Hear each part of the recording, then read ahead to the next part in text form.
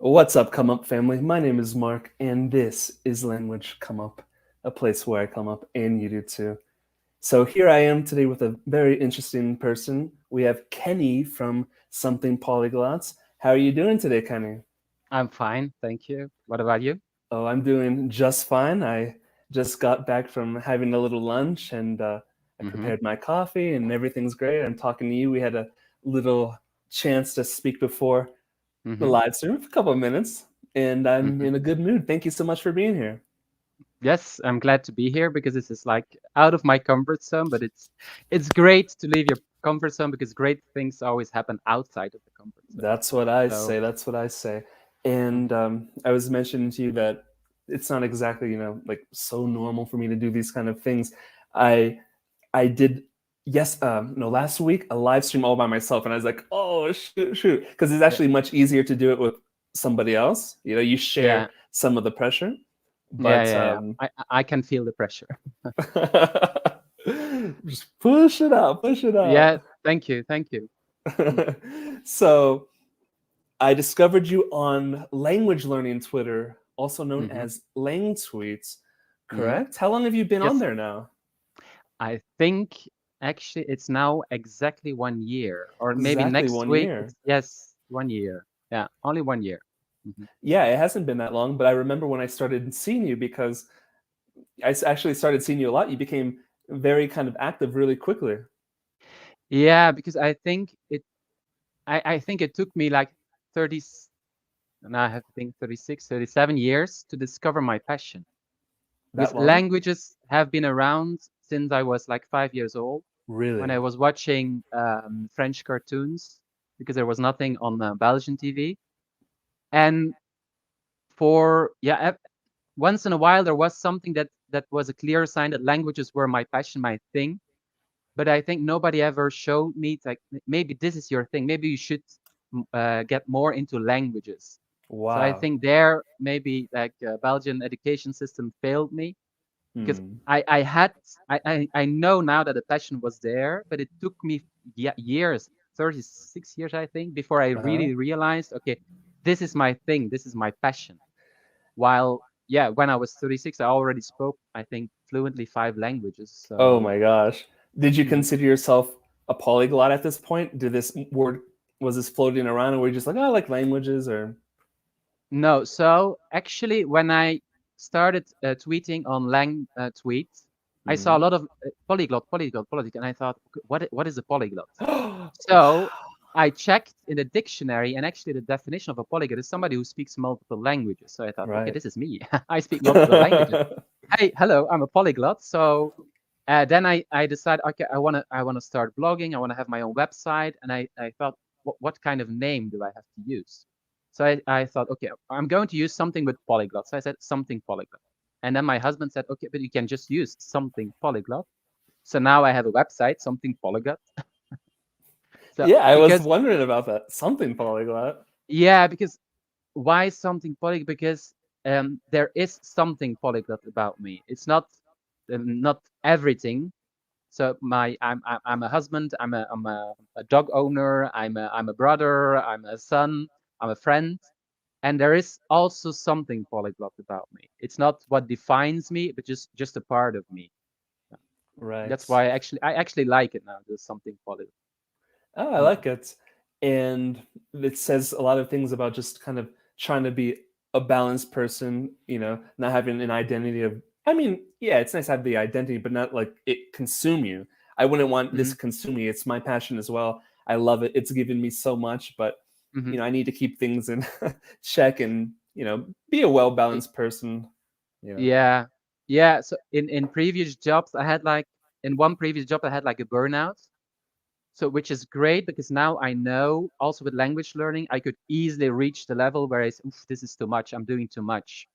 So now at 38, I'm able to intervene. So okay, now you're doing too much. You're studying too much. Wow. You're giving too much, and then I can slow down because yeah, I think it's easy, and I see that sometimes so people are like focusing too much on wanting to become a polyglot, for example, and they want to give everything, but then you Mm. yeah might lose motivation and energy because I I don't think it's for me, it's not important to be a polyglot because Exactly.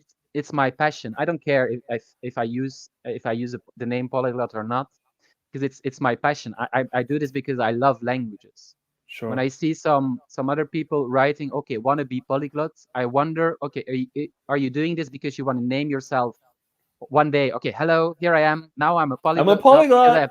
I I speak mean, 5 languages, yeah, or are you doing it because you really like languages? You really like connecting with people. You really like to dive into a culture and consume the literature, the music, the food also, because yeah, everything is connected. sure. So it's just a name. It's just a word, polyglot. So mm, That's a wonderful point, and this is something that I've spoken out against a lot. I'm against the idea of trying to be a polyglot because mhm. if you're trying to be a polyglot, it seems like it's just like one of those collecting things, like you collect nice things around your house. But Yeah. I'm not. It's like, are you going to give the love and attention and to each of the languages? Are you just trying to get through something to get to the next thing, just Yeah. to add something up, to Mhm. your list? And I Mhm. mean, for me, those aren't the right reasons. You could say everyone has their reasons and this and that, and we have to be tolerant. But I would recommend, I say the best way to become a polyglot is just study one language, enjoy that language, and then Mhm. eventually study another one, and then you'll get there. But there shouldn't be some kind Yeah. of race to be a polyglot. No, I think for me the most important thing is I want to have fun. So I think a lot of people, especially people who study languages in school, high school, um, they they don't realize that languages can be fun. Because when I was at school, Oh we yeah, focused a lot on the teacher is explaining and we do an exercise, some grammar. Maybe now it's a little bit different, but still, yeah, it's in a big group, 25 students maybe, if you're lucky, 15. And then it's very difficult to learn a language, I think, because you only mm. speak 2 minutes every lesson. If you're lucky. Um, if you're lucky, if you're not lucky, you don't speak at all.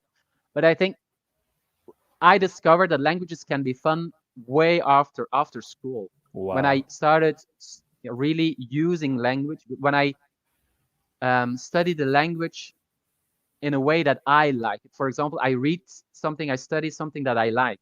I'm not going to read a book on, I don't know, football, soccer. I'm not interested Hmm. in football. So I don't. I cannot talk a bit about soccer in Dutch, my native language, but not in Right, Italian of or course. Catalan. So I focus on something that I like. For example, I really like Le Petit Prince, The Little Prince, the book. Hmm. So I've read it in every language Oh, how because it's nice. something I like. I like rereading it. I So completely understand. and and I think when you're in a school setting, you're forced to do certain things. You have to read a text on, I don't know, on the history of Korea or something. Hmm. And you're not interested in history, you're not interested in Korea, so you connect that with languages. And you don't know that languages can also be fun. Languages is music, poetry, is recipes, is Sure. everything. Yeah. So you only have to, if you want to learn a language, just pick the things you like. If you're Hmm. interested, yeah, I don't know, in cats, yeah, read a book on cats. Yeah, and you learn a language while having fun. Right, and that's one thing I would really wish that more people from other countries or English speaking countries would realize is that a language is not just some other subject. And I feel like if they had a real opportunity to maybe have some experiences with people from a different country, or Hmm. maybe learn a little bit of that language to spark an interest, or just for the teacher to spark the interest in them, I mean, I think the results would just be magnificent. It's, people will say, oh, Americans don't like languages, or they don't like language learning, or Hmm. whoever. But I think actually they would. It's just that sometimes you need to come across it in your life to realize that you like it, right? And most Hmm. people just haven't had that experience yet. So, I mean, one of Hmm. the things that I would somehow like to do is inspire people that wouldn't consider to study a language and to actually do it, because it is Hmm. such a wonderful experience, a beautiful thing, and Hmm. life changing in Hmm. some cases. I mean, it completely changed my life, Hmm. and Yeah, I'm very absolutely. fortunate Yeah, for that. yeah. I'm married thanks to my languages because Mm. I did an exchange program in high school with a school in Italy, only 2 weeks. but that sparked my love and interest for Italy. And after university, I moved to Italy for an experience as a volunteer for UNICEF. Was it Uh-huh. No, SOS Children's Villages. Yeah. And that led actually to me moving to Rome, where I met my husband. Oh, how So nice. yeah, life changing. Yeah, for me indeed. Yeah. Yeah, wow, how So cool. mhm. So it, before, let's say, finding language learning Twitter, were you even aware of like this YouTube language learning and polyglot scene online, or you never knew anything No, about that? no, What? zero. That's So crazy. I It had must the have been u like, I found my yes, people. yeah, absolutely. Yeah, because before I used Twitter, for example, because I studied political sciences, so I'm interested in Oh, politics, okay. international relations. But if Nice. you're then active on Twitter, yeah, it's very negative. It's a very That's negative that's environment. what I hear. People insult each other. It's sometimes Mm. interesting to once in a while go out of Twitter to see how people are treating each other. Yeah, um, it's yeah, people are insulting, yelling, screaming, whatever. It's very negative. While I know there are some negative sides from to language Twitter because we compare with other people, so that's can have a negative. You can feel the pressure, Mm. but if you compare it with other sub communities from Twitter, then this is paradise for me. Yeah. Yeah, it is. I mean, it's very quite positive, and I think I saw Mm-hmm. you retweet that how in other areas of Twitter it can be Mm-hmm. quite toxic, but you know. Ooh, it's extremely toxic, I feel. Yeah. And also, for example, if you have also on Facebook, you have like a language community with groups, Hmm. polyglot groups, but it's different because I it's agree. more like sharing memes or some stupid things. While I feel like on Twitter there's more interaction, there's Hmm. more if you reaching out because you need resources for I don't know for a more a less popular language, Mm. someone will respond or somebody else will retweet and you will get your answer, or you ask a question, an interesting question, and you will have a response. With While a lot of interesting people there that are mhm, well-meaning. yeah, yeah, that's yeah. For me, it's a very positive environment. Has Absolutely. given me back a bit my faith in people because they're very nice people. And it's like, and the other thing is, before Twitter or Twitter, I felt a bit a weirdo. I like, Really? yes, oof, I love languages. I love grammar. I love studying. So at school, I was always a bit the weirdo because other students were always studying just enough to Mm. go to the next year while I was studying. I was like really studying. Really? I was good. I was a good student. But then you were a bit Oh. a nerd. And also with languages, I felt a bit a weirdo. And now I discovered there are other weirdos out there. Yeah, there are other people. I'm not alone. I'm not Yeah, so that's why I said it special must have been anymore. like you found Yes, paradise. Like, what is this yes, place? yeah. It's for me, yeah, for me it was actually very good also for my mental health also. Discovering that there are other people like me who share the same interests, it was very important for me, especially because I discovered it during a pandemic. So I was going to say yeah. the same thing. The same thing Hmm. happened to me. I basically started my account right at the beginning of the pandemic, and for Hmm. me, I was just going to say that very thing that it helped me kind of with my mental health because um, I love languages as well, and I found Hmm. this place where there's lots of people talking about languages in a positive way, and Hmm. I kind of just started tweeting my thoughts, interacting with people, Hmm. and you kind of form like a small little community there, and it Yeah. actually feels like you're a part of something, and I really like it, because there's lots of Yeah. people that I Hmm. admire, respect, Hmm. Yeah. and it's a place Hmm. where we all kind of contribute. Yeah. For me, it became a bit, and still now it's a bit my social. I'm an introvert, Mhm. because of the pandemic, the people I knew here in Madrid left. They moved back to their country or to their village. And actually, the internet is a bit now my social circle. except for my dog and my dogs and my husband. That's actually the only social contact I have at the moment, because I have to start again from zero, finding friends over here. And I think that helped me, because you for some people, yeah, the internet, that's not real social contact, but for me it is, because especially I teach on Italki, and I have 30 students, active students now, and some of them, actually the only thing that is missing is a cup of coffee or a beer. It doesn't sometimes Absolutely. it doesn't feel that like working anymore, because I'm having fun. Yeah. So Absolutely. Some students yeah, have even had a beer during yeah, class. yeah. Okay, no coffee or tea, yes. Beer, no, not yet. Maybe an ID, Belgian beer. Okay, during a class. Well, no. But I mean, Mhm, Italki for I mean, well, it seems like we have a lot of things in common. But yeah, Italki for mhm, me is just it's just absolutely wonderful, and I've become mhm, friends with some of my students. I was talking to my Spanish tutor yesterday, and I told her how I have a student. I had a student that lives in Las Vegas, and I wanted mhm, to go to a concert in Las Vegas. So I flew to Las Vegas. But I said to him, "Hey, can I stay with you a couple of days?" And I felt mhm, completely fine about it because, mhm, oftentimes you can really develop a friendship with one of your italki students or one of your italki teachers, and that's mhm. quite nice. I feel like I can go to almost any major city in the world, and I have a friendly face that I could have a coffee with, or Yeah. a Mhm. walk or Yeah. whatever. Mhm. I had a few students who told me that my lessons have a therapeutical effect on them. I was like, okay. I think that's something about teachers in general, at least on italki. I think you have to be prepared to kind of, because you do share this intimate space with someone, and Mhm, people confide in you, and I confide in people, and it's like almost like you're playing like the role of a therapist, but or maybe even a mhm, friend. Yeah, mhm, just like a friend, and mhm. it's interesting Yeah. because it's like, oh, Yeah. this is really an English class, but we're really getting into some interesting stuff here.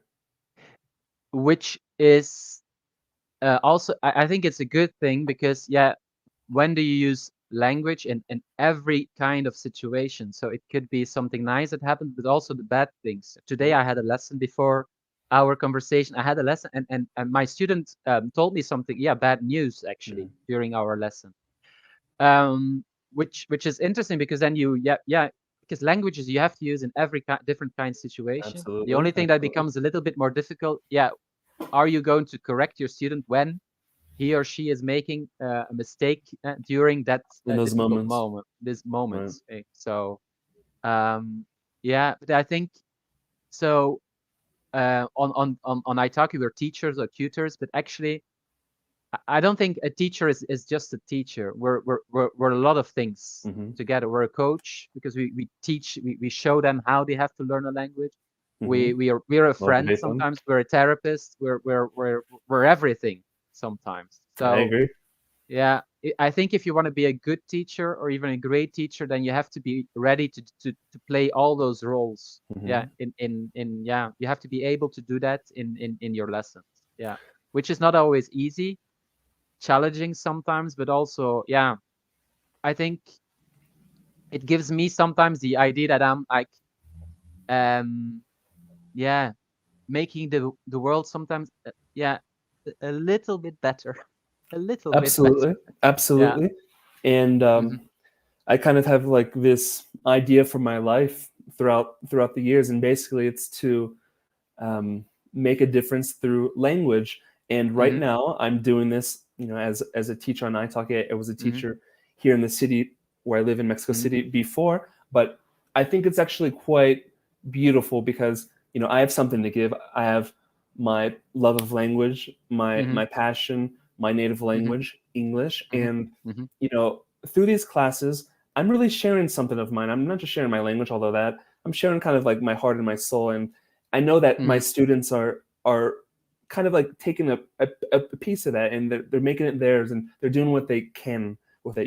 I Hmm. feel like my one of my good friends here in Mexico, he really took the time to you know speak Spanish to me when he didn't have to, because we started our friendship in English, but he really Hmm. kind of took me under his wing as like a Spanish learner, and I feel that there's a bit of me, there's a Mhm. bit of him that I have And in me yeah. because of Mhm. that Mhm. transference of I don't know, Yeah. friendship Mhm. or time spent together. Mhm. And it's nice to think that there's people in the world that have improved or their English, you know, and I've helped a little bit with that, or I've helped something along the way. Yeah. Yeah. I think, yeah, I have a lot of students. Yeah, I'm teaching mainly Dutch or Flemish on Italki. And yeah, a lot of these students, they want to, yeah, make friends in Belgium or in the Netherlands. And I feel like, yeah, I'm helping them a little bit to integrate in the society because I'm not only teaching the language, but also culture.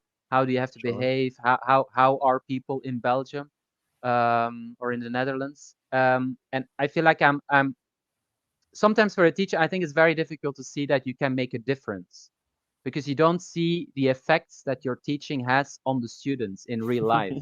Because it might be that you teach a student and he or she then finds a better job, or he finds his or her dream job, for example, Hmm. because you helped that student improve their English, for example. But yeah, it's sometimes difficult to see that, I think, but you have to realize, I think, okay, you are helping this student, and this might have big effects on the life of the students, even though you don't Absolutely. immediately see it. And I think sometimes I have a student who is very busy at work long hours, and his lesson with me is a bit his way to ditch some stress. So at the end of the lesson, I can actually see that he is a bit more relaxed than at the beginning. I'm Of not a course. miracle man, of course, but Hmm. I can. Yeah, I try not to talk a lot about his job, for example. I try to talk about other stuff. I try to introduce some fun stuff. So I think as a teacher, the effect you have on a student can be big, even though you don't always realize it or see it yourself. Sure. It's very common for me to have a situation like if a student starts the class and they're feeling tired, or maybe something bad Hmm. happened, they're in a bad mood. It always happens that at the end of the class they forgot about that, and I know that Yeah. that Hmm. was the class, served its purpose, or there was Hmm. something good in there that helped that student, and that's Yeah. quite nice. Hmm. Hmm. So we're going to answer a question here. We have from Stacy. Hey, nice to meet you, Kenny. What languages do you speak, and what is your native language? My native language is Dutch in its Belgian version, so Flemish, we sometimes call it. Yeah. And then, so this is a very difficult question. What languages does Kenny speak? Because, yeah, what is speaking a language? What level do you need in a language to be able to say, okay, I speak this language? Hmm. So, I think, Lots yeah, of people have opinions about this too. I've got mine. yeah, yeah.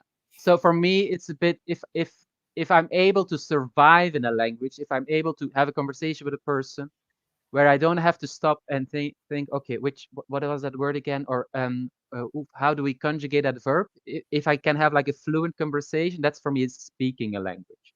So I think if you have the European Common Framework, that's probably B2, I think. So for me, that would be English, Italian, French, Spanish, Catalan, and then my native Dutch. And I, I think I could, yeah, Afrikaans and German. I don't know. I think so. So I for think so. me, B2 is a very high standard to say that you Yeah. speak a language. For me, I would say A2. If you have an A2, you can say that you speak a language. Yeah. Yeah. Oof. Because Because in my opinion, people yeah. have a concept of A2 that like A2 is next to nothing. But in my opinion, A2 is a level where you can actually use it in a meaningful way. You can make connections with real people. For example, Yeah. Stacy is a Russian tutor of mine, and Yeah. I don't claim to have anything more than an A2 in Russian, but I'll be damned if I wasn't speaking any other language than Russian today in my class. You know what I'm Yeah. saying? Yeah. So, Ah. Okay. Okay. No, I don't know. Yeah. I think for but the B2 idea is that no, it's too yeah excessive. I mean, the idea B2 is a yeah great level. You can go yeah to university with B2. yeah with B2 you can go to university. Yeah. 8. Yeah. I don't know. For me, it's always been like a bit B2. I don't know why. because B2 is like the level where you can have a conversation without stopping, without having to think. You make mistakes, of course, but you can keep the conversation going. You don't have to ask your the person you're speaking with, how do you say it? Oh, what was that word again? Or you're able to. What I found very important is that you're able to explain what you mean, even if you don't know all the words. If you don't know how what a notebook is, that you're able to okay, the thing you use to write something Mm-hmm. down. Use a pen and you write. It's made of paper. Okay, a notebook. Yeah, that's for me like B2 level. But yeah, A2 then Yeah, I mean, A2 I just is think people have a concept of like A's are like basically nothing. I mean, you can do anything within each level, but in my opinion, hmm A2, you're able to start to have conversations and get to know people, even though it may be hmm a little rough around the edges sometimes, but It, who it's still communication.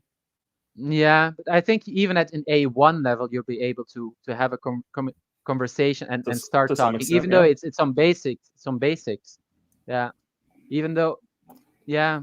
Like if I had an A1 in the level, I would say, I would kind of asterisk it and say, I can speak just a little. That's how I would say it. I would say I can Mhm. speak just a little, but A2 for me is you're starting Yeah, to be able to have some conversations about meaningful things if you're doing A2 right. So yeah, I mean, I think I'm doing A2 right, but I don't know about yeah, some other people. yeah. Okay, because for example, I have a B1, I think, in Danish, Hmm. but I'm not able to understand the person. If a person speaks in Danish, because it's a very difficult language, so I'm able to have a conversation where I speak, but I cannot understand the other person most of the time. So that for me is like, okay, I'm not able to hold a conversation, so then it's a bit more, for me, not speaking a language. But I think it's a bit, every person has another answer to this question, I think. For some Mm. people, okay, I'm able to order a coffee, so I can speak the language, uh, but which is completely fine, of course. Everyone has his own definition and idea of what is speaking a language. What does it mean to be fluent? For some people, Well, that's speaking and C2. fluent, I mean, those are two different Yeah, things. yeah, of course. For some people, that's C2, being fluent. For other people, it's Mm. B2, for example. So, mhm, Yeah, and it comes back to the point of, use language for what you want, for what makes you happy, because everyone has an mhm, opinion about everything. yeah, of course. Hmm. Thank you for being here, Leo. Well, And okay. this is this is a friend of mine. This is my Argentinian friend that I talk about from time to time. And Yeah. when I when we know. first met, we spoke English. But then there was a point in my time here in Mexico where I just said no more English to like the anything, and I just like went full Spanish. And he was Yeah. my other friend that really helped like kind of support me in my Hmm. transition from English to Hmm. Spanish, and that was Hmm. very cool of him. Hmm. All right, so you teach multiple languages on Italki. So I find that interesting because Mm, I think that I remember when I was signing up for Italki, I'm like, I probably could tutor Spanish, but let me just stick with English because that's the language I'm an yeah. authority Yeah. on. So how many languages do you teach, and what's it like to teach so many languages? Because I haven't come across anyone that has done that personally. I know that there are people, but tell me a little Yeah. bit about this whole situation. So I teach four languages according to Italki makes a difference between Dutch and Flemish, but actually that's the same language. The Oh, pronunciation differs. So for me, it's four languages, being Dutch, English, French, and Italian. Um, yeah, so I think it's a bit typical for me because I never study one language, for example. Each day there are multiple languages flying around. And teaching is a bit the same. I like the variety. So this morning I had my own class as a student of Catalan. Then I had half an hour Italian. Then I had an hour of Dutch, which for me is like perfect. I love switching from one language to another. wow. It's something I've learned when I was working in Italy when I taught Italian. No, I taught English, but I had to speak Italian to the parents, and I had to switch all the time. In Spain also, I had to explain English grammar in Spanish, which was fantastic Ooh, for my Spanish. Not so good interesting. for the students because I don't think that's a good way to learn a language. So I like the idea of having, when I see it on my schedule, oh, I have all my languages today. It's like, oh, then oh yes, wonderful. I have all my languages.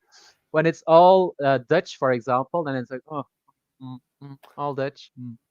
So even though I think, because yeah, it's interesting for me also to be able to teach different languages.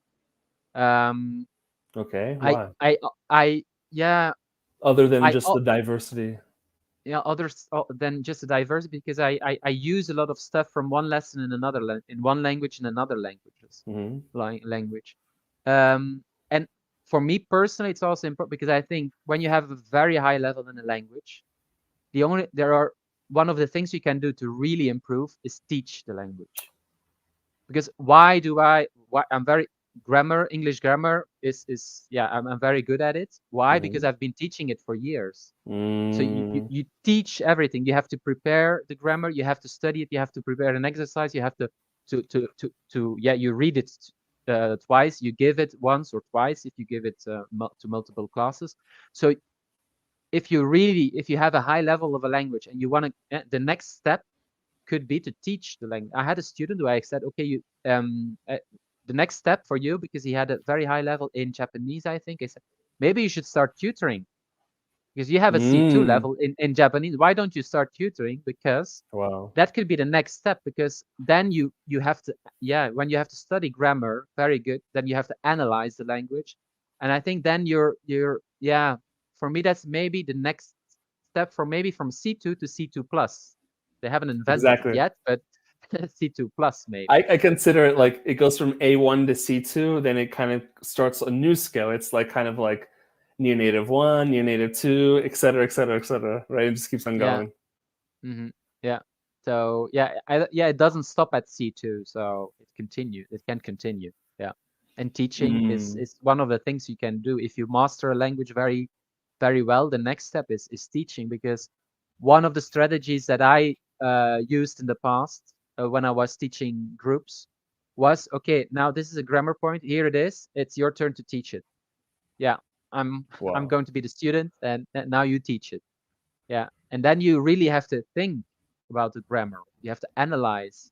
And so I think that's a very, for me, that's personally, that's a very good strategy to improve your level from C2 and then higher up. Mhm. Hmm. Okay.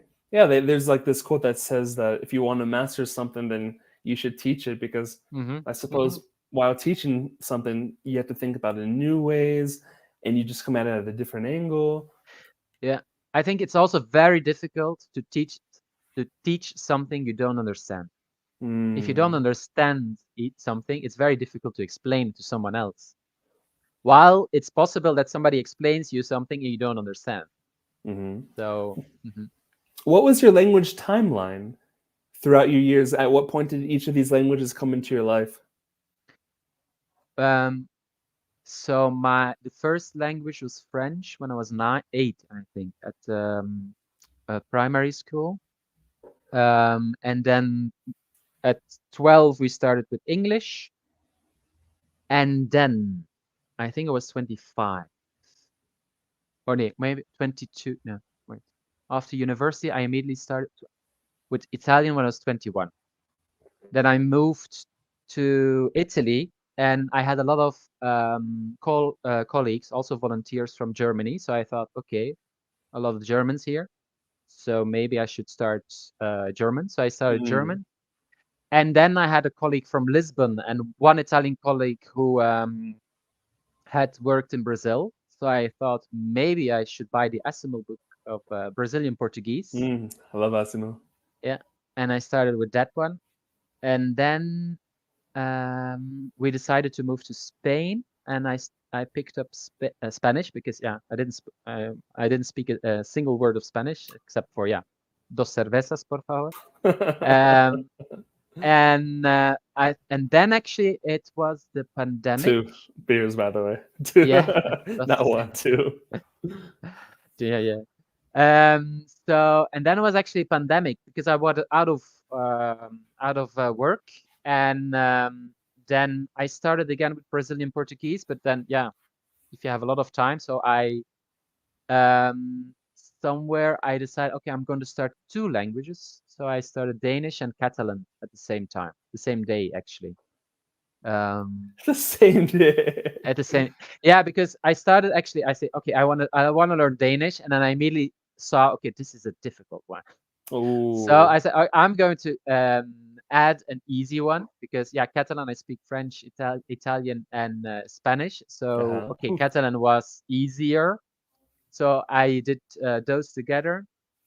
And then there was somebody on Twitter who tweeted in Afrikaans. And I thought, okay, this looks beautiful. And yeah, Afrikaans is related to my native language. And I'm very much interested in how languages are connected and how they Sure. differ. And then Afrikaans is very interesting. Catalan is very interesting if you already know the other languages because you see how they are the same and different at the same time. You see the Mm. influences. Um, and then the last one was Greek. Yeah, I think. Did I forget one? No, Greek. Yeah. And this is actually now this is the most interesting one Really? And why?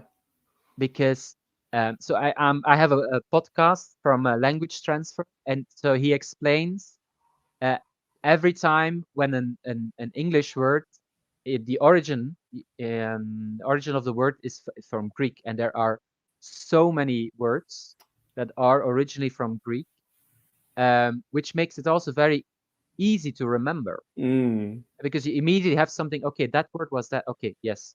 The pronunciation is different, of course, or it's written differently. But when I started Greek, one of the reasons was, okay, I was convinced, even without any previous knowledge, okay, this is a language that has influenced all those other Indo-European languages. And Sure. yeah, I've been studying it now, yeah, for about a month, and yeah, this is true. You see how this language is still present in all those other languages. Ooh. Yeah. So yeah, even yeah, yeah. Luckily, I speak Catalan because there is the word for grandmother is yaya in Catalan, and it's the same in Greek, for example. Ooh. Or yeah, and many words that I thought, okay, these are, yeah, Italian words, and I say, okay, no, it's it's actually originally from Greek, for example. So it's a, yeah, very interesting language, Uh-huh. especially for me because I like the connections. When I discover a connection between two languages, then I'm like, oof, oof, yes, this is wonderful. This is beautiful. Uh-huh. Mm. Okay. And for example, as a person who speaks several European languages, some Hmm. of the most well-known ones, what is your perception of Catalan? For example, in comparison, how do you feel it? How do you kind of like what is it to study Catalan and how do you perceive that through the eyes of someone who's studied many Romance languages? Hmm. Um. Ha, I don't think I see it any different than the other languages. Mm-hmm. Yeah, it's interesting for me because I see that it's some words are the same as in Spanish. Other words are similar to French. Pronunciation sometimes is the same as in French or in Italian. So for me, it's just one other language. Yeah, Uh-huh. it's Okay. yeah, Okay. it's but what I for the first time since I've been studying languages, people say send me messages and they say thank you for studying my language, which has never happened to me. The Mm. contrary, for example, people from Denmark would say, why are you studying my language? I'm like, why? Why? Okay, yeah, because I like it. Yeah, I want to study the language. Ooh, what an encouragement. No, don't study this. No, no, don't study this. Yeah, What are you no, doing? but I think this is something you expect from maybe from other people. I've had a response. Okay, you're studying Catalan and Danish, but why are you studying these languages? Why are you not studying a big language like I don't know, Russian or something, or Chinese? So sometimes I feel I have to defend myself. It's Really? yeah. And what's your It's response in these moments? no. I just I'm just straightforward. I tell them, okay, I love languages. This is my passion. Yeah. I feel like when you're studying languages, because it's studying, because you have to make an effort, sometimes people don't understand. Because, for example, when you're a football fan and you go every weekend to a game, or you watch 5 games in a week, you never have. I feel you don't have to defend yourself. For, I'm just a fan, right? yeah, I'm just a fan, and for me, it's a bit. Yeah, my languages are. Yeah, my languages are my soccer players. So this is my team. So Mm, this is my passion. So and sometimes I feel I have to defend myself because for other people, from people outside of the language community, sometimes sure, I think it feels a bit strange, and I can see that on Twitter also. Some people say in my family nobody understands me. sure. Yeah. So and also in my family, so nobody is really interested in nobody ever asks, what do you do? I have Oh, I have my own website. I have my Instagram profile. I have Twitter. My family never really asks what do you do with how is it going? sure. I Why? mean, Yeah.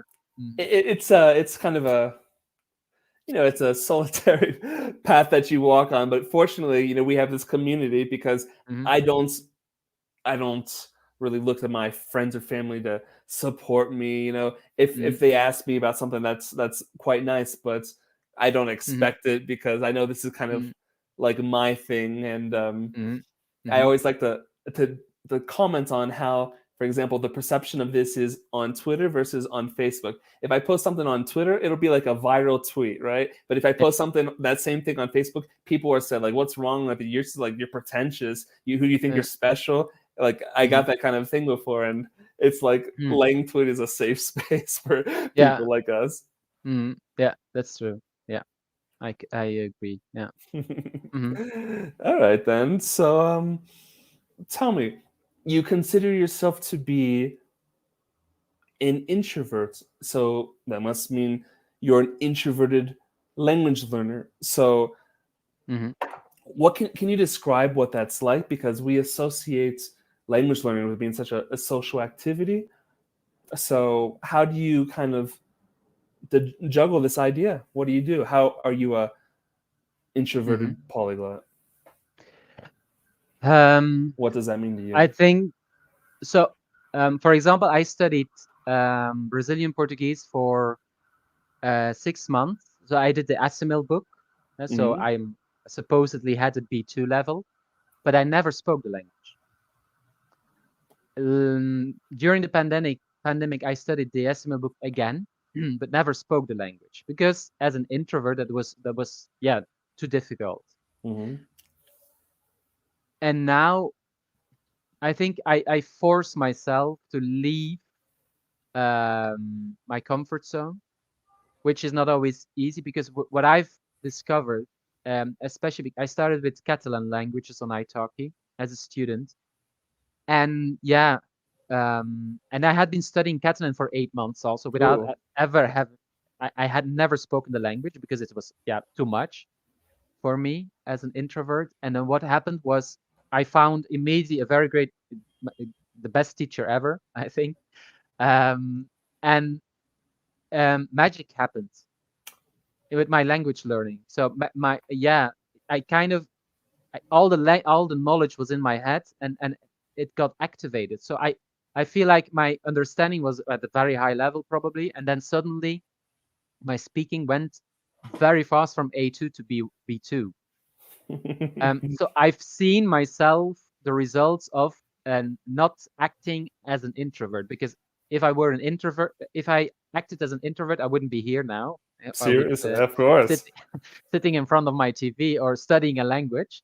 But I think one of the why am I now here out of my comfort zone? Also because I want to at my age at 38, I want to tell people who are younger than me, okay, if you're an introvert, don't worry, try to leave your comfort zone because you will discover that great things are out there.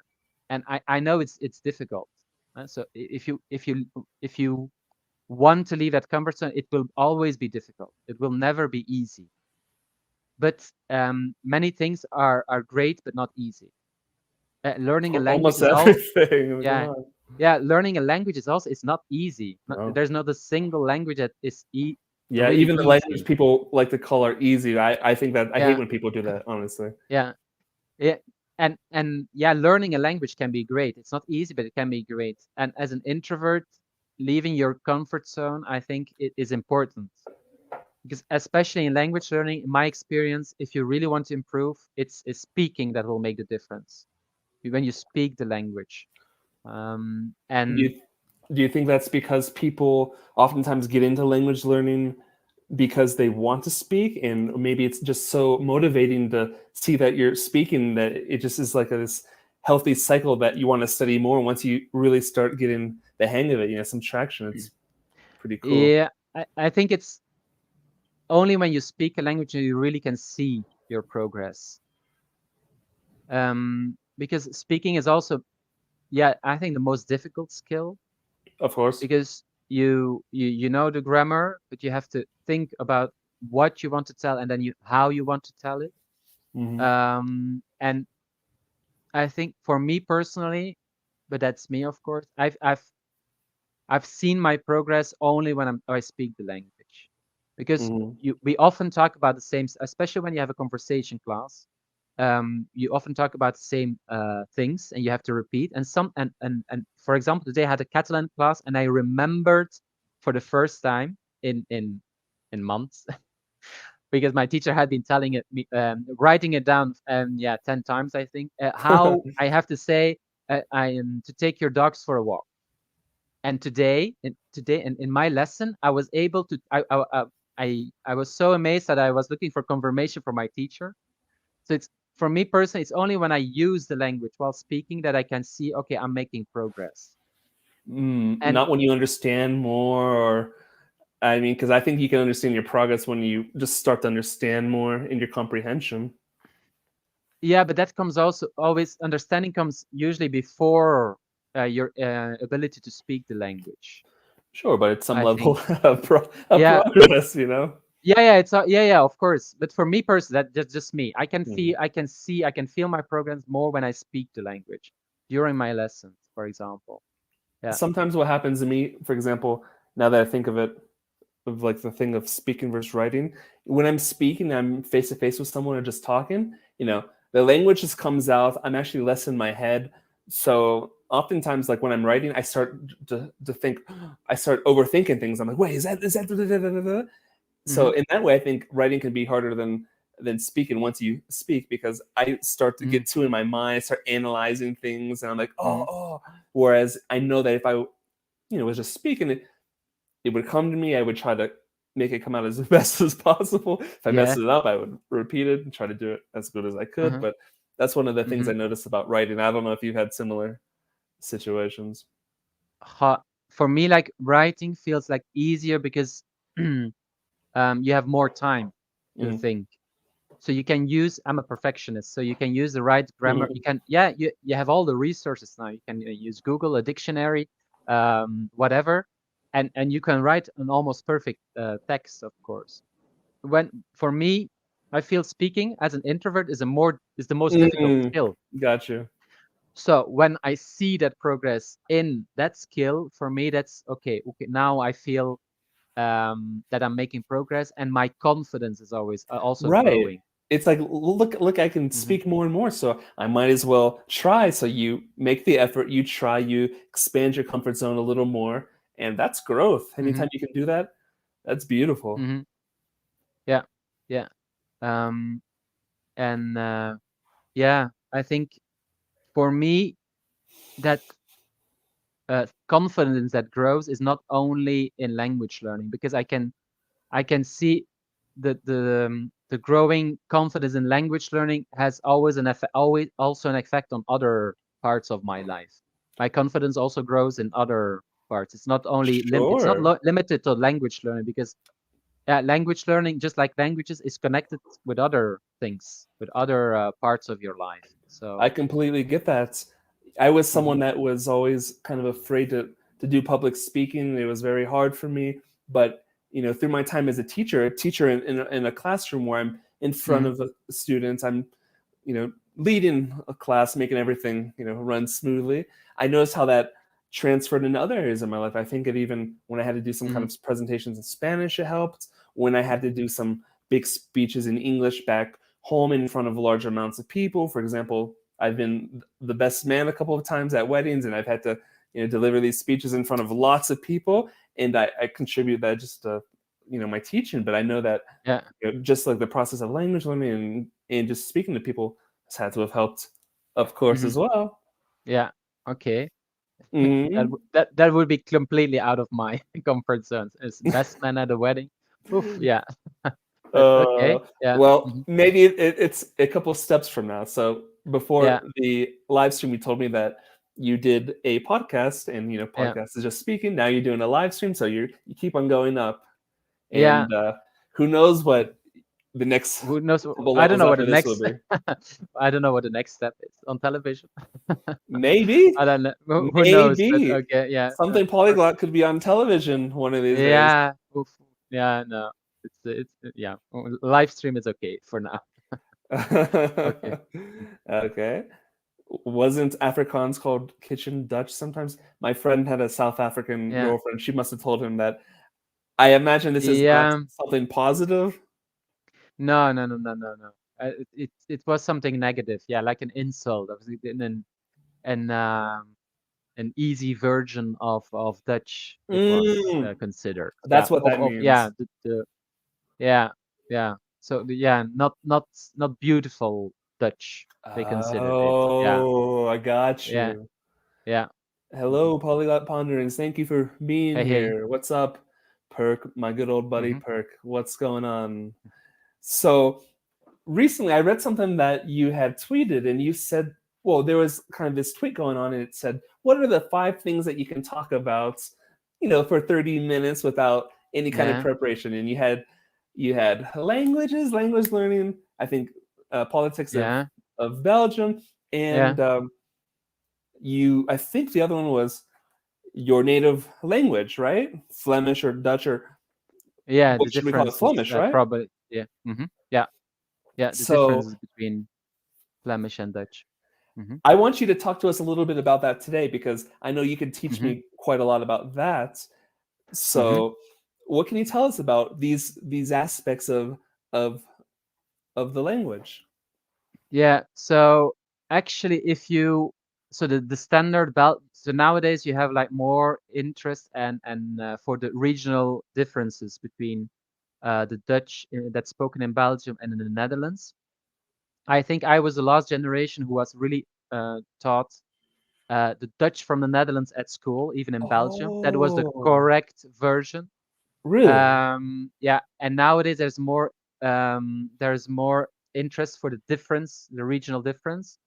And so if you were to watch the news in Dutch from the Netherlands and Dutch from Belgium, the difference would probably be especially a bit the pronunciation. Okay. But yeah, that's not how people speak. So in Oh. especially in Belgium nowadays, there's something that we call they call in Dutch tussentaal. It's something like an in-between language, Hmm. which is a bit a mixture of the dialects and the standard Dutch Okay. from Belgium, and that differs actually quite a lot from the Dutch that is spoken in the Netherlands. More and more, I think, yeah, which makes it difficult, I think, for people who are learning Dutch, because what do you learn? Of course, you learn the standard version in a book. They explain the standard version, Mm. and then you go to the supermarket, or you drink you order a Belgian beer, and then people, of course, they don't speak like in the books, and then it Sure. becomes a bit more difficult. Now, yeah, I think um, people, of course, I think yeah, this is a bit like the English in England and the English in the United States. Okay. Yeah, so you have different words, you have sometimes some different grammar structure, Sure. pronunciation differs. Um, but I think people from if you go to England, people will understand you, of course. Hmm. while the last time I was in Rotterdam, I spoke in Dutch, and people answered in English. Oh, Yeah, and what? that happened twice to me. Oh my Because God. for people from Belgium, I think it's easier to understand people from the Netherlands than the other way around, because we have more exposure to their language. When they publish a book, usually they use the Dutch from the Netherlands, Hmm. because there are more people who speak that version. Uh, in Belgium, there are 6 million people who speak Dutch, and in the Netherlands, I think 70 million. Right. So we have more exposure. When I was young, we also watched Dutch television and not the other way around. Um, I also when a a Belgian Flemish series, sorry, Flemish series is shown in the Netherlands, they put subtitles now, and also the other way around. Oh. Because there is a lot of variety go in the language. Also in Flanders, for example, if I were to go to Bruges, and somebody would speak to me What's in his Bruges? Is it Brussels? Bruges, no, Bruges, the city. Brujas in Spanish. Okay. No, no, I'm just not it's familiar with the city. yeah, no, it's called the Venice of the North, but that's Oh. maybe a slightly exaggeration. But it's very famous with American tourists, and from tourists from other Oh no, countries. American tourists know this and I don't. Oh, shame, shame, shame. And well, if somebody were to speak with in their dialect, I would have difficulties understanding, because there Mm. are many dialects in Flanders. And nowadays, I think the last 15, maybe even 20 years, when they interview someone, and it's not a politician, or it's not or an expert or something, just somebody, then they put subtitles. Even though that Uh-huh. person is speaking in Dutch, they put subtitles, because it might be that somebody from the east of the country doesn't understand somebody from the other side of the country. So there's a lot of, yeah, variety in the language, not only Okay. between Belgium and the Netherlands, or Flanders and the Netherlands, but also inside Flanders, for example, which makes it very difficult. What I always hear, um, my students tell me that it's very they learn the language, but then they go to a bar, then they meet people, and then they have difficulties understanding, because how people speak is very different from what is written in their books, or what they learn during a Hmm. lesson. That's why when I teach my higher level students, I try to include some, more, how we really speak, which is How cool. which is not always easy, because the variety is very big. Depending on the city you live, they might use another word, they might use another pronunciation, Sure. which also makes it interesting for me and challenging. I'm reading on my own language all the time, to be able to explain those things to my students. Wow.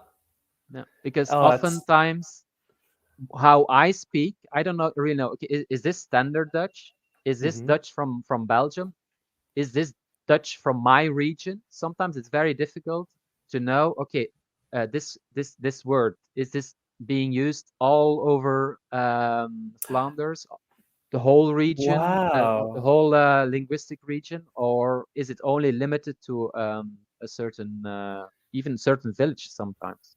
Hmm. Interesting. And that's kind of one thing about Spanish that I find fascinating is that there's so many kind of forms of Spanish. And Hmm. um, when I speak to people from various Spanish speaking countries, I have to be aware that, oh, they Hmm. probably won't know this word. They probably won't know that expression, from Mexico, because that's, where I Yeah. live. That's kind of where I take Hmm. my Spanish from.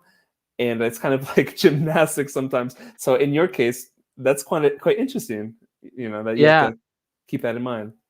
I think it's because the region has a very old history, so yeah, you don't have that variety, for example, in the United States, I think, because the United States is a rather young country.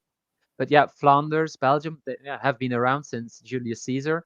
So, or before Wow. Julius Caesar. So That's so the, cool. the region, the language has had the time to evolve, but also, yeah, in the past, people lived in their village, and created their own language, of course. Also in other countries, you see a bit the same. Also in Italy, for example, you have a lot of different dialects. Right. And if you go to Naples, my family-in-law is from the Naples region. When they speak in their dialect, I'm fluent in Italian, but I understand only 50% of what they're telling me. So I find that kind of stuff so interesting where, that was a shocking fact for me when I learned a couple years ago that in Italian, it's just like there is a kind of a standard Italian, but all throughout the country, there sometimes people have trouble understanding each other. yeah. So the grandparents of my husband, they're not able to speak Italian. So they Oh. live in Italy. They're Italians because I think it's only with the introduction of the television that everybody was able to understand Italian. So they watch Okay. the Rai, the public TV every day since 1960. So they're able to understand it, but they don't speak it. They're not able to speak it. They just speak their dialect, which is fascinating, but very difficult for me because I don't know what they're talking about. So Sure. they talk to me and I understand 10% because Uh-huh. that yeah they've only known the dialect, and it's still that generation that didn't travel, that stayed in their own region. It's something that unfortunately I think is going to maybe disappear a bit because we're traveling more, so we need a common language to communicate, which is I think one of the reasons why dialects are disappearing, while at the same time I think because they're disappearing there's more interest for them. So the fact that they're Absolutely. disappearing is also going to save them, I think. For example, for Flanders and the Netherlands, this or last year, they published I think an encyclopedia of the dialects, for example. I think there are other books also they published. I have one here in front of me.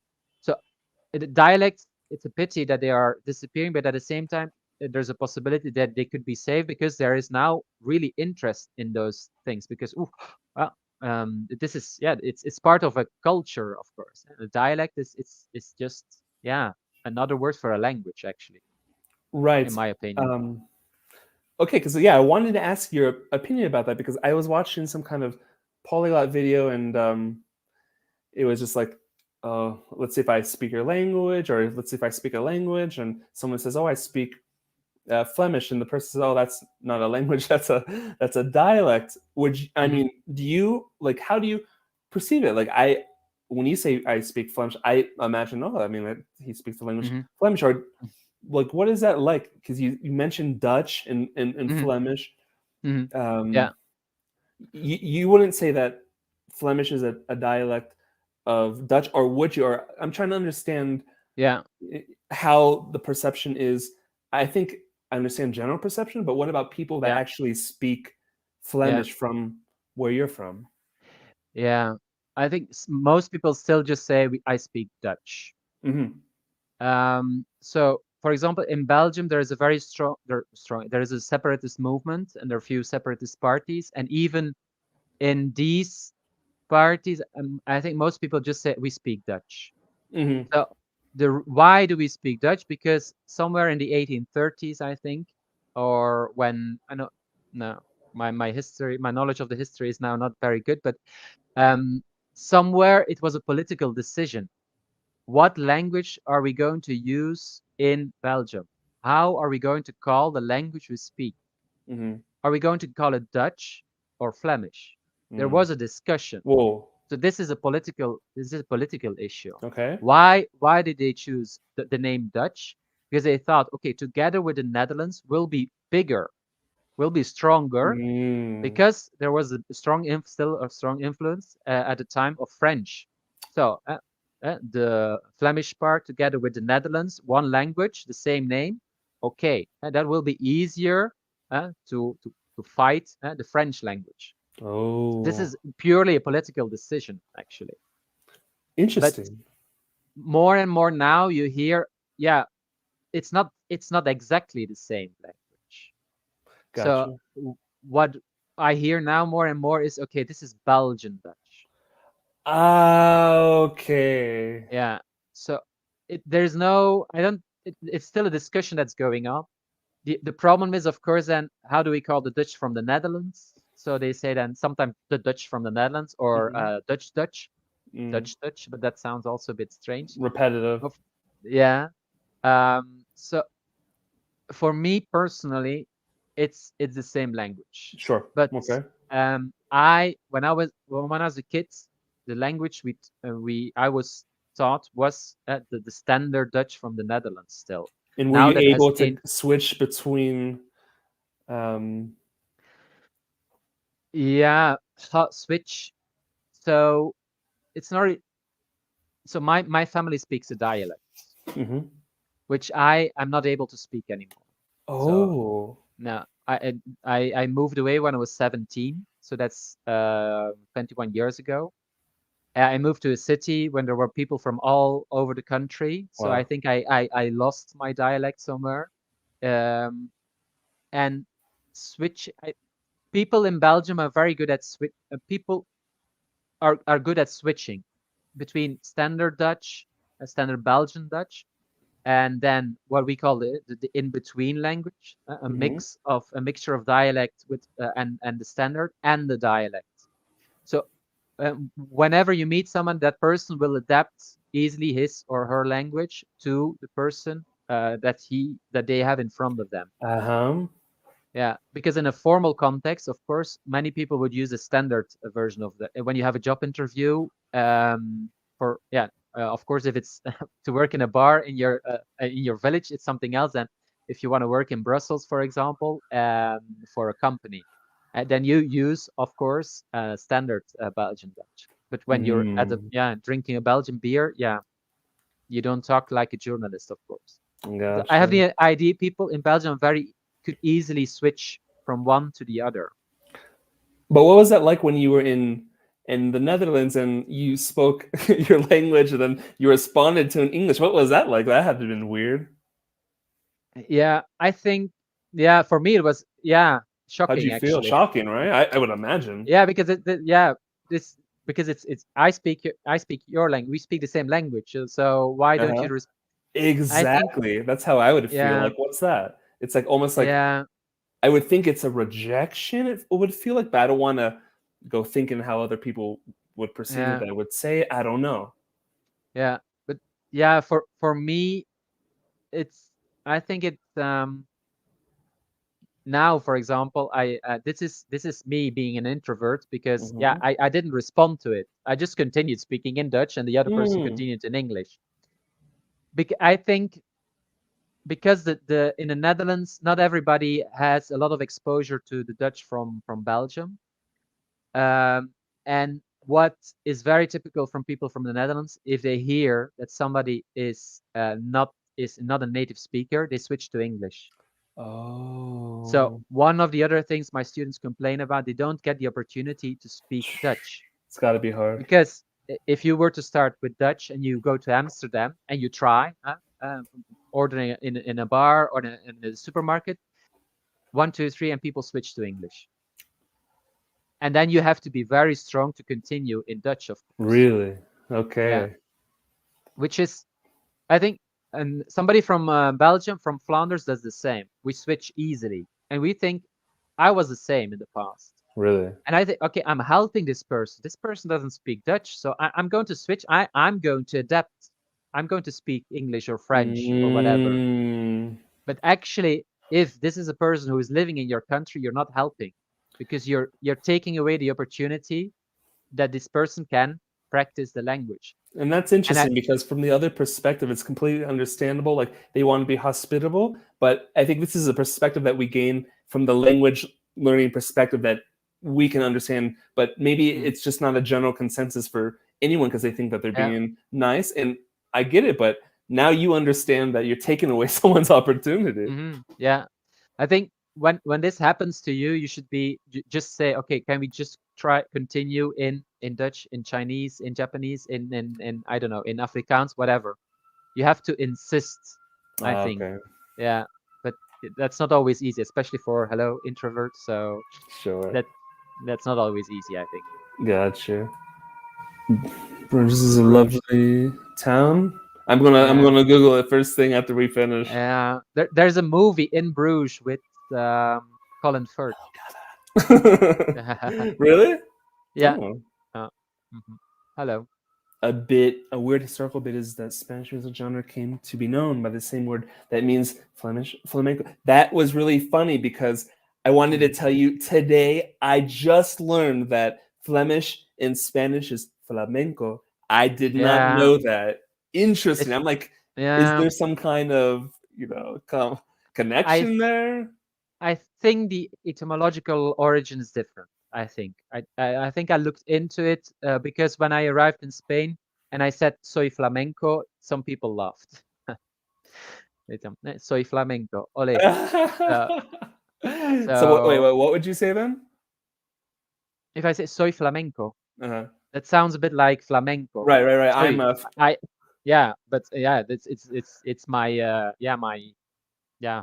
How do you say that? My not my language, not my nationality, but Mhm. my regional nationality. Let's say. Yeah, Oh, I they're soy probably not flamenco. familiar with it in that context, right? You're just like, I'm a flamenco. Not everyone, not everyone. Because it sounds also funny, of course. Soy flamenco. That sounds like yeah, I'm a flamenco dancer or something.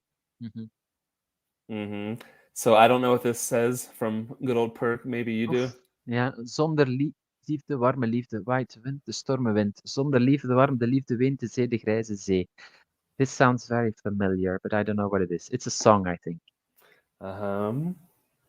Without love, warm love, the wind blows, the stupid wind. Without love, warm love, cries the sea, the gray sea. I have, ooh, I think this is something, is a song or something. Okay. Ooh, I don't I find that if know. you just explain that you're learning the language, people are usually pretty receptive. Fair enough, you know. Yeah, I think it depends on the person, of course. Hmm. Yeah. So another thing that you talked about that was kind of interesting for me to see. You said that what is it? You talked about the importance of small goals. Can you expand a little bit on that? Yeah, so especially now, January, people have like, okay, this is my 2022 goal. This year, I want to reach this level. I want to study this language. I want to be able to understand this movie without subtitles, for example. But that doesn't work for me because it's like a year is very long. Oof. Oh yeah. So what I do, usually I focus on each month.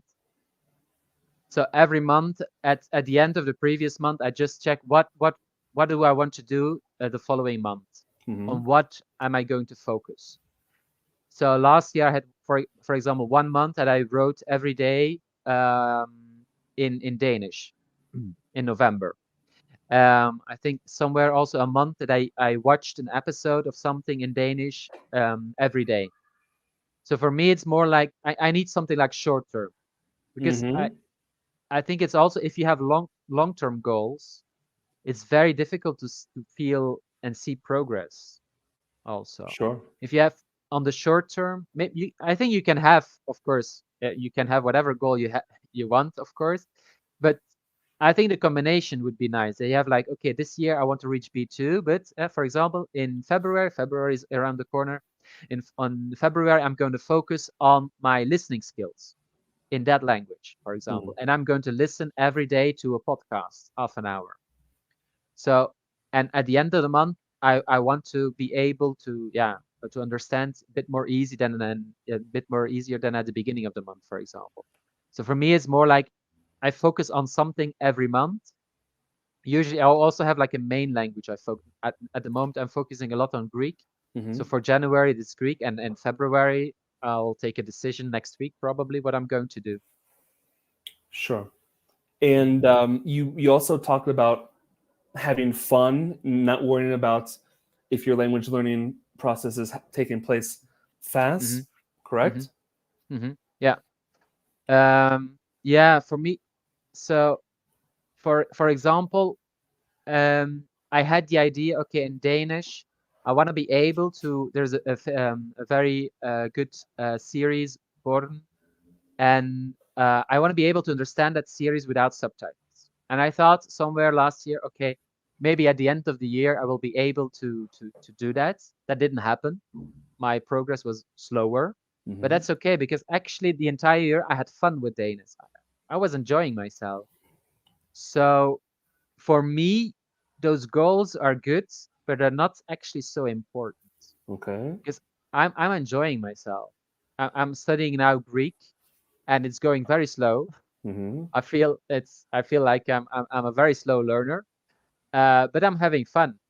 I'm discovering things. I'm seeing connections. That's my thing, and I'm having fun. So the goal, whatever the goal may be, the most important thing is fun, and that's a bit related to, yeah, living in the moment, Mm-hmm. because the fun you're having now, I'm having the fun now, and the goal, yeah, that's somewhere in the future. Even if I decide, if I ditch my goal, even if I want to reach C2, and at the end of the year I reach A2, if I had fun, then yeah, then that's a success. Mm-hmm. So you don't get It's a frustrated bit with like, yourself by not achieving some kind of, let's say, if you want to be a competent speaker in, I don't know, a year and a half, you don't let that bother you if you Mhm. no, because Takes longer. probably it's yeah, it will take longer, but probably the effort it would take to reach the goal would not be healthy. I think it would take a Mm, lot of effort, and you might lose your motivation, right. and it wouldn't be fun anymore. I like that. I like that part. Right. Yeah, I mean, it's always better to be a little long, take a little longer to get where you yeah, want to be, enjoy the not, process. yeah. But so what I have to add here, for me, this is easy because these languages are just my passion. I don't need them. If you're living in a country and you need to learn a language because you need to find a new job because you just lost your job, or you're moving to another country because for other reasons, and you have to learn the language, of course there might be some, yeah, pressure to advance faster. So I feel sometimes I'm a lucky bastard because I can do this. I can choose which language. I can choose my goals. I can choose which language to study when. If I don't feel like studying Greek next month, I'll study something else because there's no, yeah, there's no external reason why I'm studying this. This is, for me, this is pure, yeah, I choose this, which I feel very lucky that I'm able to do this because a lot of other people Me too. Yeah. move to a country, they have to run from the refugees, have to live in another country, in Sweden for example, and then they have to learn Swedish, not because they want to, because they have to. So I feel very, yeah, lucky that I'm able to do something that I love, and I can choose the language. If I Right. want to study today Catalan, I study Catalan. If not, I study something else. And if Yeah. I don't want That's to study, I just, yeah, I don't study. Yeah. This is okay. this is this is also, but this is paradise when you're able to choose what you want and study when you want. That's yeah, that's For sure. For heaven sure. sometimes. Yeah.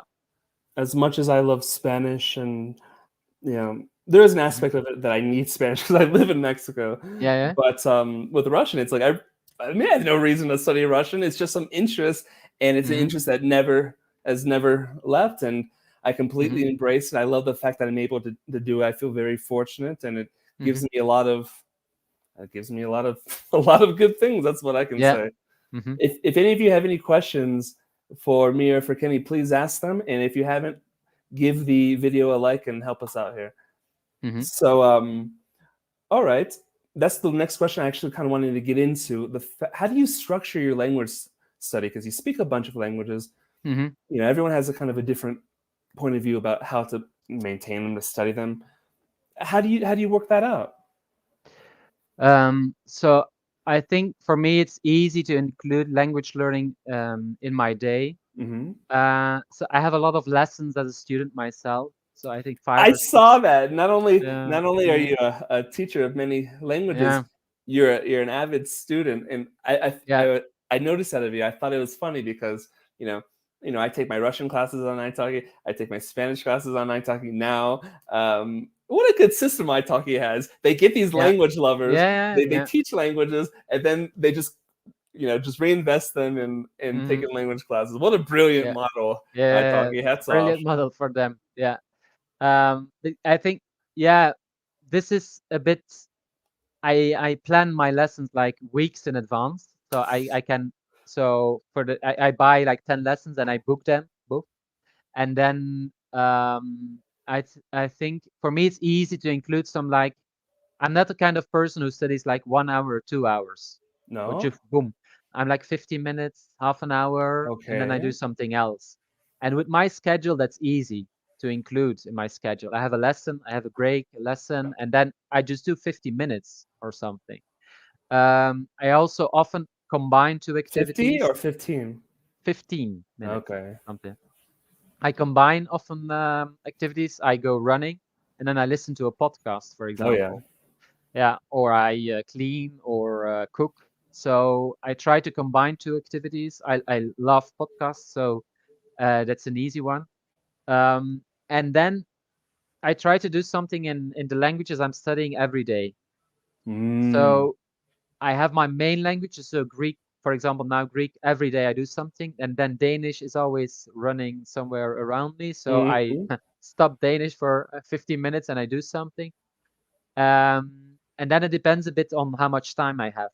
Sometimes I do some Portuguese also. And in the other languages, it's often more maintaining my level or reading, or it depends a bit. I don't really have it, I don't have structure, because for me personally, structure doesn't work. I need Mm. variety. I Okay. wouldn't, I'm not able to study every day at the same hour. Also, on Italki, my schedule is different because every day has to be a bit different. Yeah, variety gives me motivation. That I think Whoa. that's one of the reasons I never study one language, because I feel I can do more with more than one language. Wow. Yeah, what when I see progress in one language, it helps me. It gives me motivation for the other language also. Ooh, does it? Nice. Mm, And does this happen to you? Because this is something that happens to me a lot. For example, I have a lot of Russian speaking students, and even if we just speak in English, I feel even extra motivated to study their language because I know that that's their language, and I'm mhm, communicating with them in English. They're good people, and like it just for me, it's an extra level of closeness. It doesn't even matter that we're not speaking their native language or my target language. I think I find it quite nice just to be communicating with these people in whatever mhm. language, knowing that's their language. Does this happen to you too? Because I'm sure you have students from all over. Yeah, I have students from all over, yes, and sometimes it's a bit difficult not to. For me, it's very difficult to. For example, if you were to ask me which language you're never going to study, I would not be able to answer, Uh because every huh. every language seems interesting. Sure. So when I have a student from, I don't know, from Malaysia, for example, I want to study Malay, or I'm interested in Malay, and then, yeah, all my students tell interesting things about their language, about their culture. I discover new things. I discover things about my own students help me to discover things about my own language. This happens. Um, yeah, or words I didn't know or never use. Um, but yeah, it's when when I see a language, I always have some interest. I just want to discover who speaks it. Um, does it have an ASML book? Because that's very important for me. Oh, me, That's me how I too. start. Me too. I am such a big Asimil fan, and I'm so mad at Asimil because they have a Persian course through French. They don't have it in English. Yeah. Persian is one of those languages that I've always been interested in for So now you personal have a reason reasons. to study two languages, because you can first study French and then Persian. I've thought about that, but I'm just like, Yeah. Asimil, please make it easy for me. Come on. I mean, Hmm. I don't know why Yeah. they don't open that up. I mean, come on, please. Yeah. Yeah. I, It's I've a even French I've even editor, so yeah. I've even told them on Twitter. I'm like, "Hello, Asimil, please make a Persian course through English, please. Come on." Mm-hmm. Maybe one day. Okay. How do you find it difficult to maintain your languages? Is there an amount of languages which you think it's just wouldn't be possible uh, anymore to maintain them Mm. at all? What do you think? And Petra is here. Hello, Petra. Hi, Petra. Maintain all of them? Yes, impossible. I think. I did, for example, I'm not doing anything with German at the moment. Okay. I haven't I've I've spoken it half an hour last year, so Ooh. but it's one I could easily pick up again. That's the reason it's lying on the side, waiting to be used again. Um, so I think there are other. I know someone who like maintains 12 languages, but for me that would be very difficult, I think. And Is it our friend it's Langaholic? yes, yeah.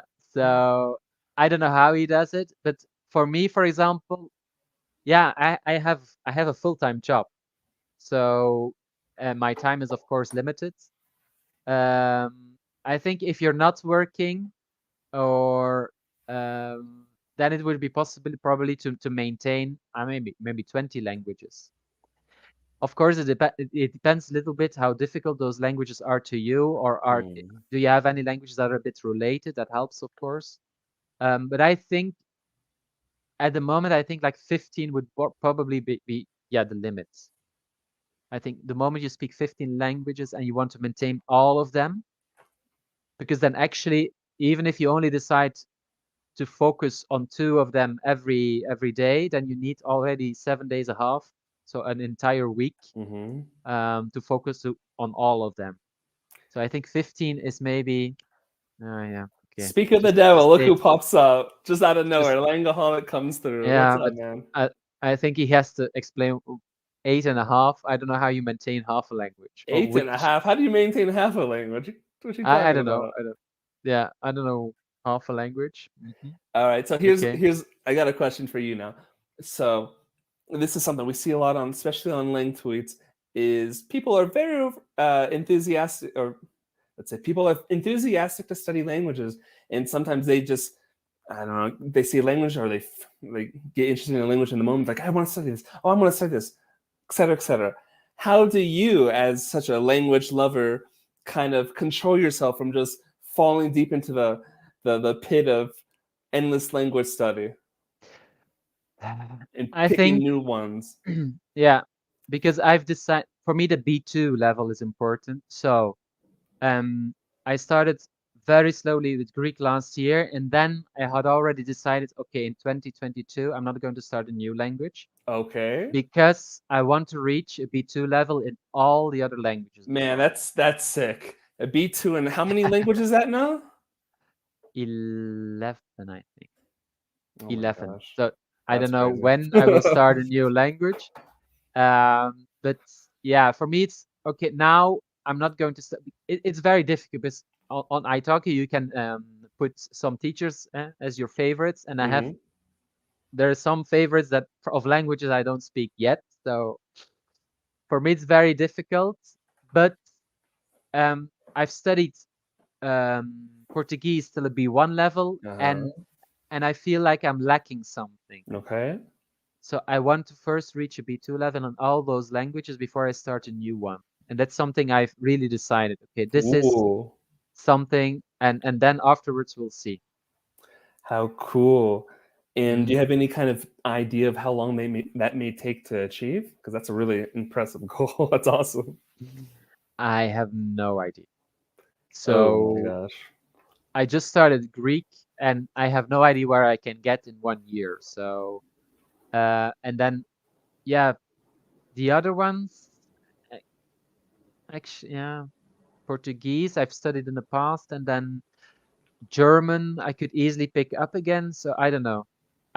This is also, I think people then want to set a goal. Okay, in 2025, I want to have a B2 level in Hmm. all my languages. Hmm. But I don't know what's going to happen in the next 3 years. Absolutely. So, Absolutely.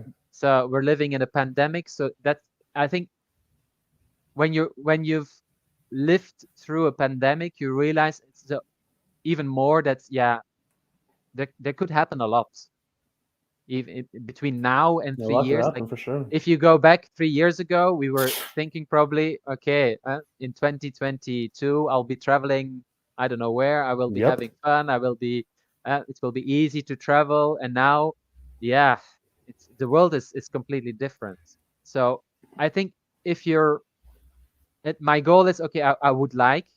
It's not a must. I would like to reach like a B2 level, but I'm not gonna pick a date because yeah, I don't know what's going to happen, and I could be disappointed. Oh, in 2025, I'm not speaking. I don't have a B2 level, Of which is not course. important because every progress is progress. The perk Yeah, says, I don't even know what's going to happen in the next 20 minutes. me neither. Yeah, Oh yeah, my god. Funny. yeah. Langaholic says Malay and Indonesian have a Flemish/Dutch relationship, so I counted Malay as half a language. So there you go. Okay. Yes. Oof. Yeah. Okay. Interesting. Mhm. All right, so we're probably going to finish up really soon. So if you have any last questions for Kenny, then please ask and give Mhm. the stream a like if you can. So, um, in what way do you think language learning has helped your mental well-being? It has pushed me out of my comfort zone Mm-hmm. multiple times. I'm out of Wow. my comfort zone now. I think you're I did a relaxed now, aren't you? Yeah. Well, okay, a little Uh, bit. uh, Um, and yeah, yeah, I've discovered my passion. So, and I like what I'm doing for the first time ever. Is not, my job doesn't feel like a job. I know. It's I'm amazing. And yeah, you and basically just decided to go all in on teaching online, right? What were you doing before? well, before I was working in an academy and I lost my job just before the pandemic. Oh, And then I switched to online teaching with the idea, okay, nobody will be interested. I hope I will have like 10 hours a week right. after 6 months or so. But then I had 30 hours after 1 week. Wow. So but yeah, it this is all of this is out of my comfort zone. And what I said at the beginning, so great things happen out of those comfort zone. I think many people are afraid to All leave the that. best things in life. I'm terrified. I was terrified before this lesson. I was like, this lesson is not lesson, conversation. Hello, Kenny. How are you doing? I'm Mark. I'm fine. Yes, I'll give you a raving review afterwards. Please, 5 stars and a Yeah. review that I can star. Yes. Please, come on. So yeah, I was terrified before this. I was watching something on the television. I couldn't pay attention because I was on my phone. Is he going to send me a message? When are we going to start? I was terrified, but I left my comfort zone. And the first time you leave your comfort zone is always the most difficult one. And the second time it will be a bit more difficult, easier. It will be a bit easier, but it's all those beautiful things and nice things are out there, out of your Absolutely. comfort zone. Oh yeah. And it's very difficult to take that first step to leave. For me, it was very difficult, but yeah, I wouldn't be here sitting talking to you if I hadn't left that conference. I wouldn't know the person who had just asked this question, Mhm. Langaholic, for example, and other beautiful people. I'd say on Twitter. It's yeah. I've always had a bit the difficulty finding people who are like me, who are interested Mm. in the same things. And now the only sad thing I find, I've never met any one of these people. Mm, There is not a single person living in my city. So, but maybe in the future when we will be able to travel again. And I think my language dream now would be that one day we all meet somewhere in the world and we start talking in whatever language. oh yeah. I Yeah. mean, that would be really cool. The way that I see that happening the most is us going to some kind of polyglot conference because that's like the biggest chance for us all to get together in one room. Yeah. That would be nice. But yeah, who knows? One day. Yeah, for Yeah. sure. Actually, Yeah. people that are not on Lang Tweet may know Langaholic from my interview. I did an interview Hmm. with him, and it was a really good time. And I thought that I was never going to meet him because he's actually from Mexico City, but I mean, Yeah. he had he was living here so like a long time, and it just never happened. But one day we actually got to see each other, him and his Mhm. girlfriend, and it was super cool. We actually went to a Russian restaurant. Mhm. Okay. Yeah. Yeah. Super That nice. would be, yeah, cool. Mhm. For sure, for sure. So Petra asks, are you a shy introvert or just an introvert? There Yeah. is a Oh, difference. I'm very shy. So you're a Uh, shy introvert. yeah. I think I used to be extremely shy. Even as a child, I was always hiding behind my mother. And now I'm still shy. Yeah, but not as extreme as in the past, I think. Mhm. Yeah, but still, yeah, definitely shy. Mm. Chill, get together at Polyglot Gamer guy's house. Oh my Yeah. gosh. Well, if he has a Belgian beer, it's okay. Oh, I don't know how he would say that we're all scammers and fakes at that point. Maybe he'd finally have to believe. Yeah. Hmm. All right then. So, well, thank you so much for your time, Kenny. It's You're been welcome. such a nice Yes. time to speak with you Um, and to learn thank all you. about you.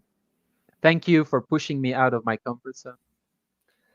I am happy to do that. So Yes. I have to push you Yeah. another time. Yeah. So remember, Okay. next time it's possibly TV. Who knows? Yeah, but this was already a good. Yeah, this was nice. Okay. Thank you very much. My pleasure. Thank you guys for watching. Thank you, Perk. Always Thank a you. good supporter. We'll see you next time and stay on your come up.